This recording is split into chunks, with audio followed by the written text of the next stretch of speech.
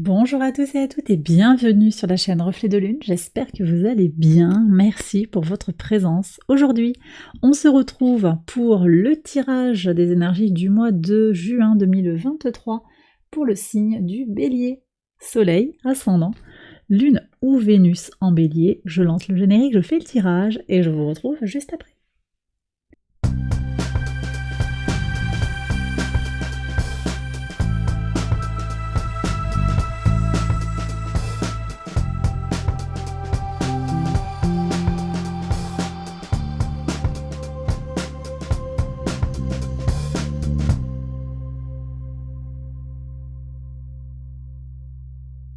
Alors on y va les béliers pour les interprétations. Votre arcane majeur du mois, c'est la justice.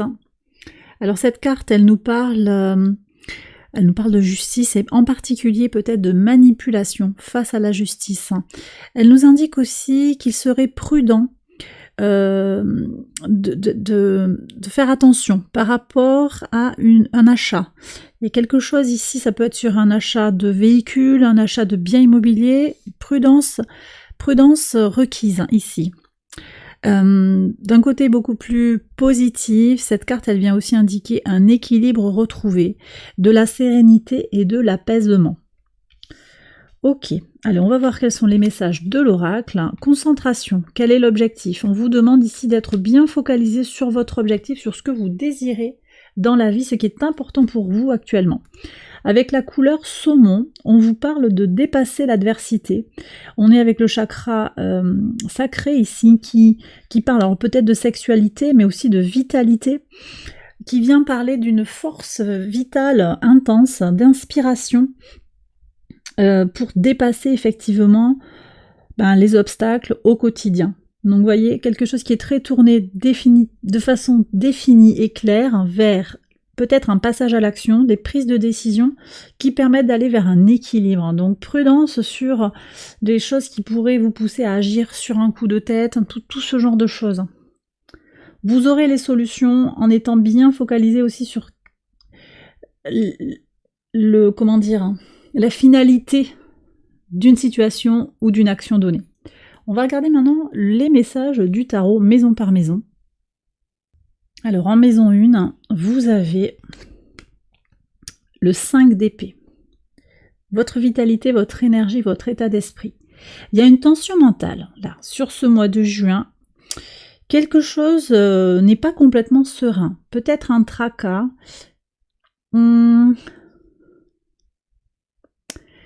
On s'inquiète.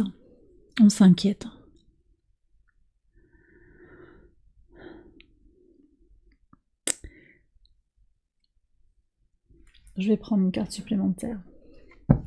Qu'est-ce qui se passe là? Quel est le souci? Bon, il y a des manipulations, je pense. Il y a des manipulations. C'est quelqu'un qui n'a pas été forcément très direct avec vous, qui vous a pris par les sentiments.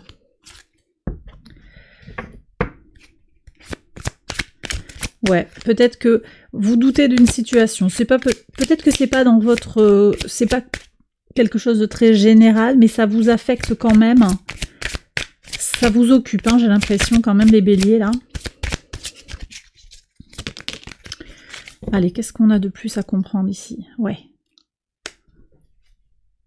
Bon, ici, on me dit quand même que vous n'êtes pas démotivé, votre combativité, elle est là, mais j'ai l'impression que les choses sont en mouvement. On a un 5, on a un 7, on est dans une notion de retrouver son équilibre, en tout cas de le perdre. Vous vous sentez peut-être dans cette énergie-là, de base, et on voit qu'avec le signe de la balance, vous allez retrouver cet équilibre. Mais il y a des conditions. Je vais aller voir tout de suite ce qui se passe sur les transformations en maison 8. Bon.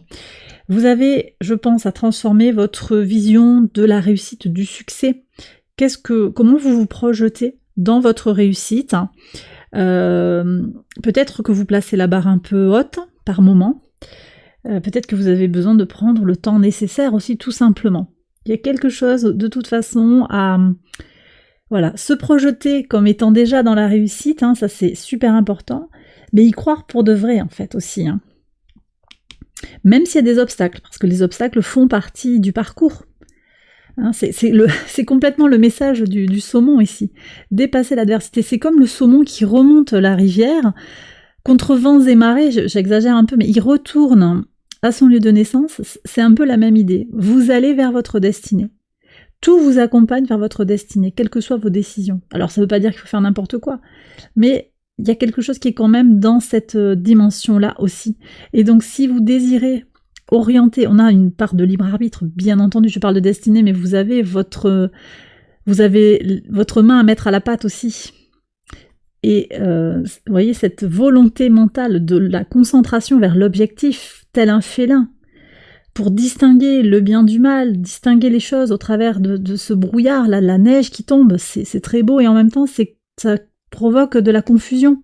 On n'y voit pas forcément bien, peut-être que tout n'est pas très clair, tous les feux ne sont peut-être pas ouverts pour vous, et pourtant, vous avez besoin de croire en votre réussite. D'accord ?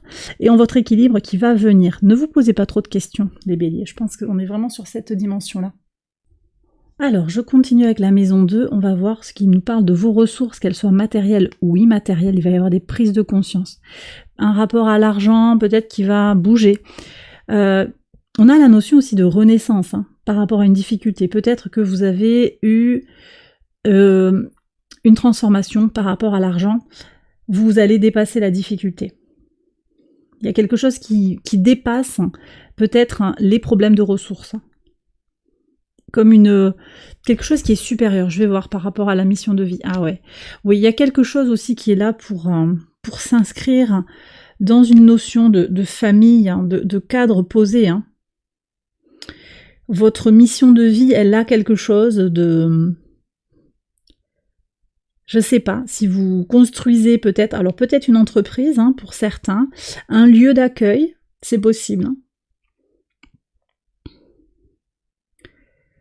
Peut-être des choses avec l'événementiel, les célébrations, organiser des mariages, tout ça, je vois des choses comme ça.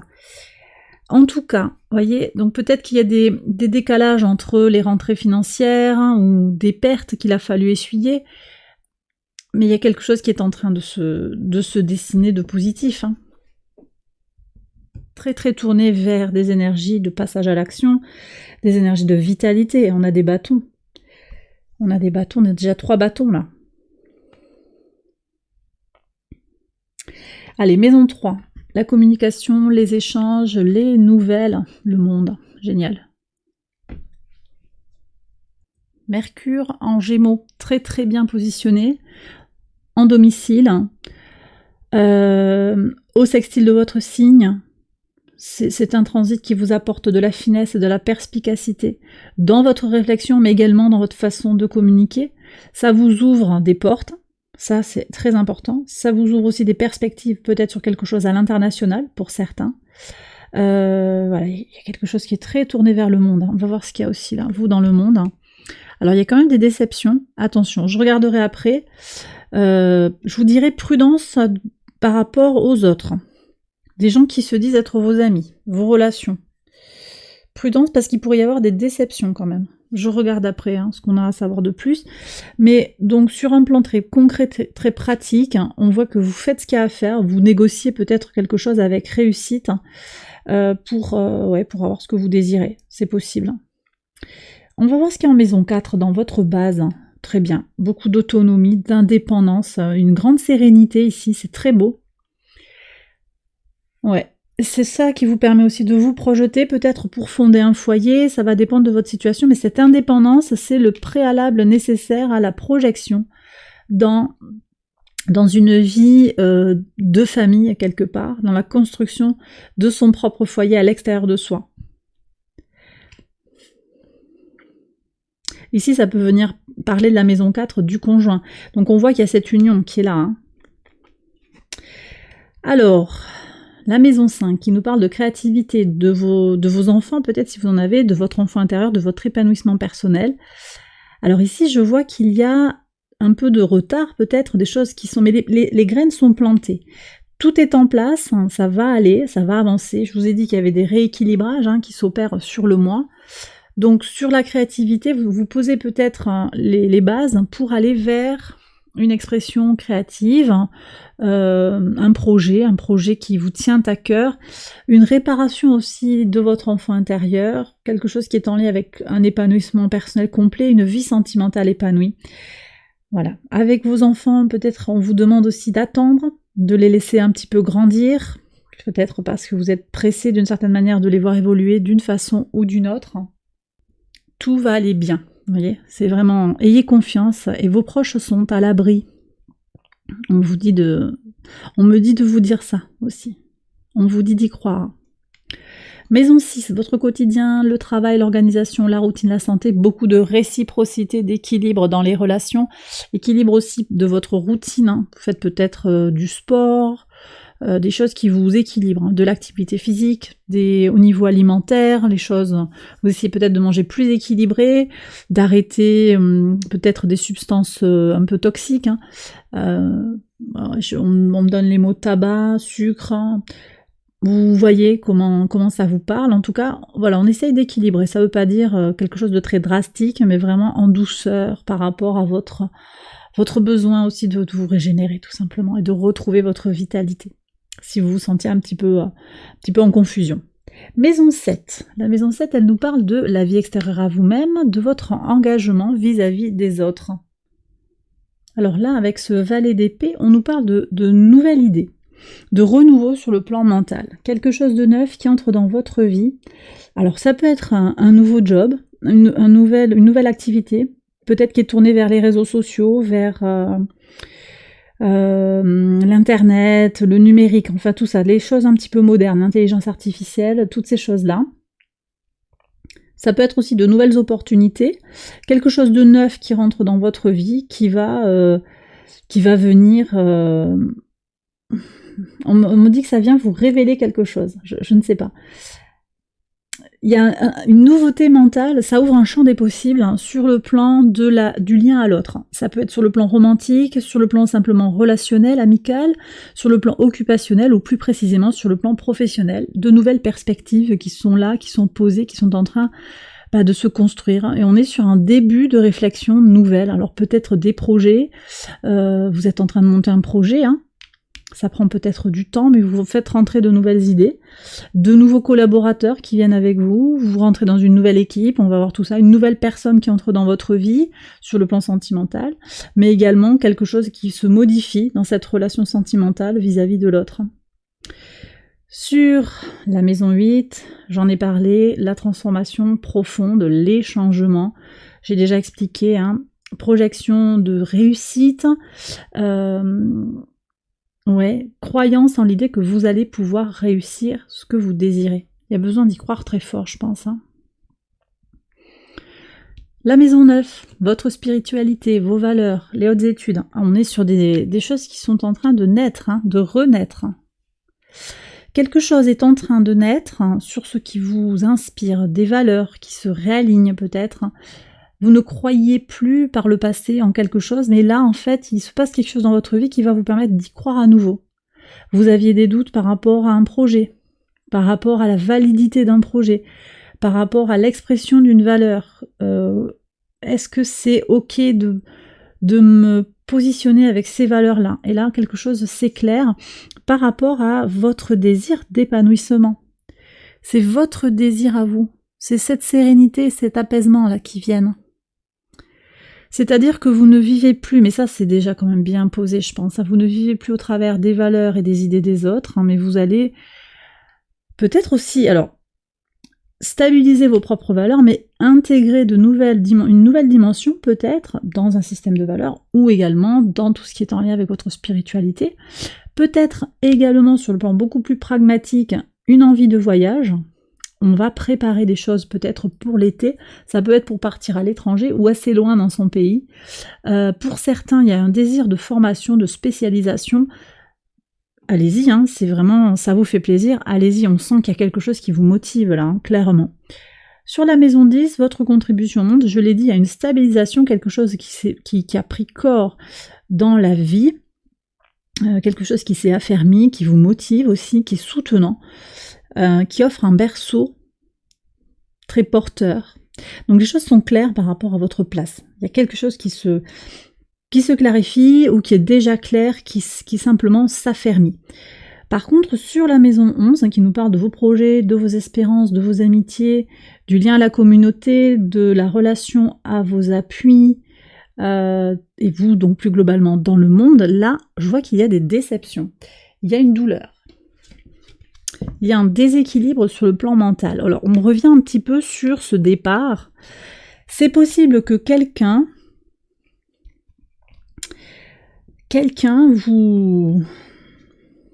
vous ait fait du tort, c'est possible. Et ça rejaillit là sur le mois de juin. En même temps, dans la relation à l'autre, moi je vois quand même qu'avec le monde, les négociations sont là, mais c'est vrai que le monde, c'est Saturne également, donc c'est aussi les épreuves, et que donc peut-être au travers d'une épreuve, vous vous renforcez, mais que l'épreuve est là. Alors on va voir. Que nous dit le tarot en complément, s'il vous plaît, pour les béliers.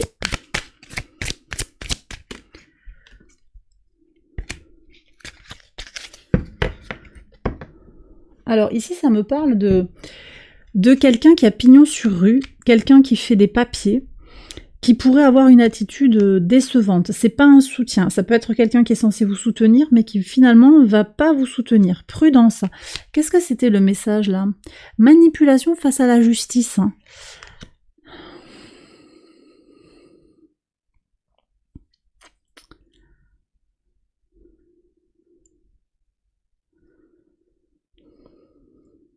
Moi, je pense que ça pourrait être intéressant d'aller voir si vous avez besoin d'un conseil. Parce que, voilà, les soutiens, là, les appuis, ça peut être quelqu'un qui vient vous aider. Et là, il y a comme une aide qui ne vient pas. Prudence par rapport à ce que vous engagez. Peut-être que si vous voulez prendre un conseil, il faut aller voir une personne un petit peu moderne, hein, qui fait autrement. Parce que là, j'ai l'impression que c'est des vieilles personnes, alors vieilles au sens général du terme, mais avec une façon ancienne de penser.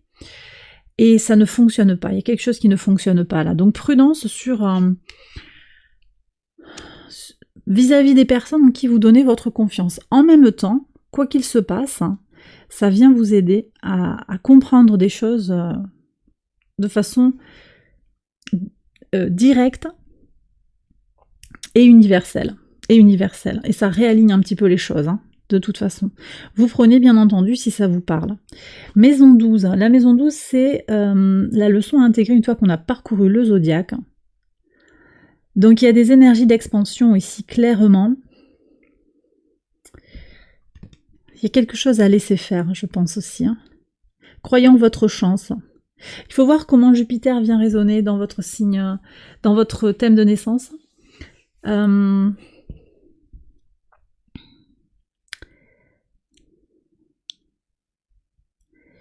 je pense que vous pouvez avoir confiance. Hein. Les choses vont bouger positivement. Voyez, la victoire vient pour peu que vous vous concentriez sur l'objectif. Hein, encore une fois. Voilà. Les difficultés s'effacent hein, si vous restez focalisé sur votre réussite. Hein. Entendu? Alors, je vais tirer le message maintenant des anges.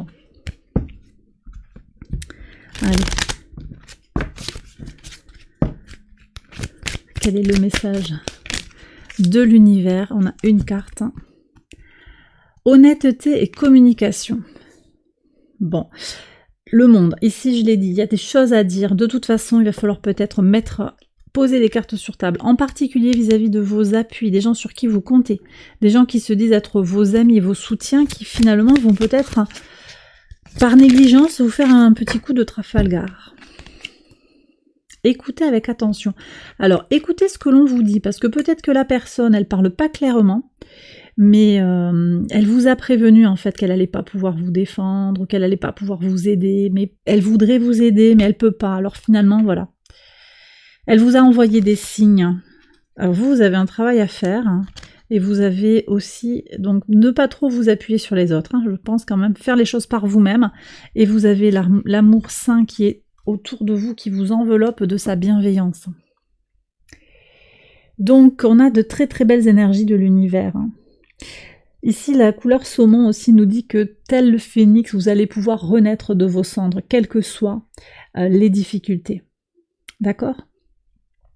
Eh bien voilà, les béliers, j'ai terminé votre tirage. J'espère qu'il vous a guidé, qu'il vous a éclairé. Si c'est le cas, likez, abonnez-vous, partagez.